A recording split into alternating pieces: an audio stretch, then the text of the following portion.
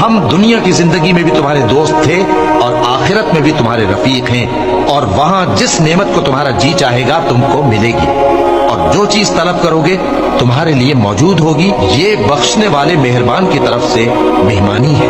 اور اس شخص سے بڑھ کر بات کا اچھا کون ہو سکتا ہے جو اللہ کی طرف بلائے اور عمل نیک کرے اور کہے کہ میں مسلمان ہوں۔ اور بھلائی اور برائی برابر نہیں ہو سکتی، تو سخت کلامی کا ایسے طریق سے جواب دو جو بہت اچھا ہو۔ ایسا کرنے سے تم دیکھو گے کہ جس میں اور تم میں دشمنی تھی وہ تمہارا گرم جوش دوست ہے، اور یہ بات انہی لوگوں کو حاصل ہوتی ہے جو برداشت کرنے والے ہیں، اور انہی کو نصیب ہوتی ہے جو بڑے صاحب نصیب ہیں۔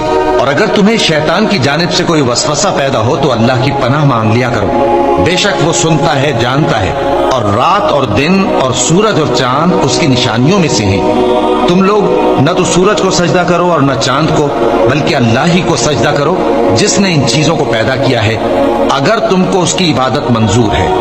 پھر اگر یہ لوگ سرکشی کریں تو اللہ بھی ان سے بے نیاز ہے، کیونکہ جو فرشتے تمہارے پروردگار کے پاس ہیں وہ رات دن اس کی تسبیح کرتے رہتے ہیں اور کبھی تھکتے ہی نہیں۔